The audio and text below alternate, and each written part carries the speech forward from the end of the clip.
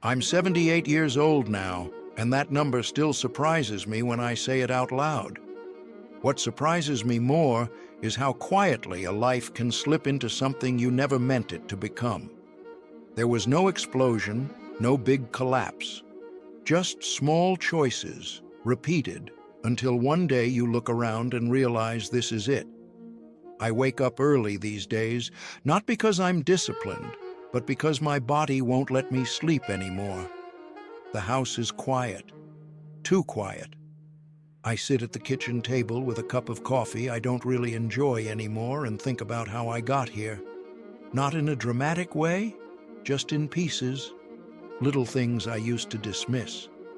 I always thought ruining your life meant doing something obviously wrong. Addiction, crime, walking away from everything. I didn't do any of that. I was responsible, reliable. I showed up. And somehow, that was part of the problem. When I was younger, I believed time was generous. Endless, really. I treated it like something that renewed itself overnight. If I missed a moment, I assumed I'd catch the next one. That belief followed me for decades. It's probably the most expensive thing I ever owned. In my 20s, I was busy proving myself.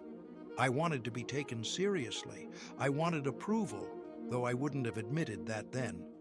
I worked longer hours than anyone asked me to. I said yes when I should have said no. I told myself it was temporary, just a phase, just until things settled down. They never really did. I married a good woman, patient, warm, the kind of person who notices small things. I loved her, I think, but love was something I assumed could survive neglect as long as there were good intentions underneath. I was wrong about that. Intentions don't keep people warm at night. I missed dinners. I missed conversations. I missed the tone in her voice when she needed something and didn't know how to ask for it anymore. I thought being physically present was enough. I didn't understand that presence without attention feels like absence. I told myself I was doing it for us, for the future. That's a convenient story. The future kept moving forward and I stayed busy chasing it, never realizing I was stepping over the present every day to get there. I had children, 2 of them. I remember holding each one for the first time, feeling something close to fear mixed with pride. I promised myself I'd do better than my father did, and in some ways, I did. I didn't yell, I didn't disappear, but I was distracted, always distracted. I was there, but my mind was elsewhere, on work, on bills, on the next thing. I listened, but not deeply. I nodded, but I didn't stop. Children notice that. They don't complain at first, they just adjust. By the time I realized I should slow down, they didn't need me the same way anymore. One of the things that erodes a life is postponing joy. I was very good at that. I treated happiness like a reward you earn later after you finish being responsible. I didn't take trips. I didn't linger in moments. I didn't celebrate much. There was always something more urgent waiting. Later never arrived. It just turned into now, and now feels thin when you've starved it for years. Another thing I did was confuse being busy with being important. If my calendar was full, I felt valuable. If I rested, I felt guilty. I wore exhaustion like proof that I mattered. No one told me to do that. I taught myself. The body keeps score even when you ignore it. My health didn't collapse all at once. It declined politely. A little stiffness, a little fatigue, things I brushed off. I told myself I'd take care of it someday. Someday turned out to be a small window I missed. I also avoided difficult conversations. That's a quiet killer. I didn't say what I needed. I didn't ask what others felt. I let misunderstandings harden into distance. Silence feels peaceful at first. Then it becomes permanent. My marriage didn't end in a fight. It ended in quiet resignation. One day she stopped waiting for me to change. By the time I noticed, She was already gone, even though she was still sitting across from me at the table. We divorced when we were both tired, not angry, just empty. People think anger is what destroys relationships. I think it's neglect. Neglect is slower, but it's thorough. After that, I poured myself even deeper into work. It was easier than learning how to be alone.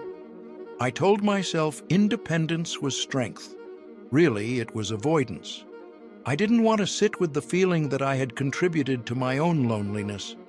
I chased comfort instead of meaning. Small comforts, television, routine, predictability. They don't hurt you outright, they just shrink your world slowly until you forget there was anything bigger. I stopped being curious.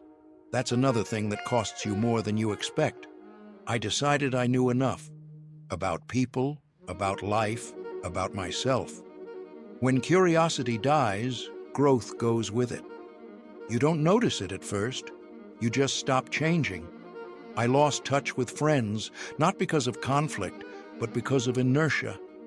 I meant to call, I meant to visit. I assumed they'd be there later. Some of them aren't anymore. Others moved on without me. Life doesn't pause while you hesitate.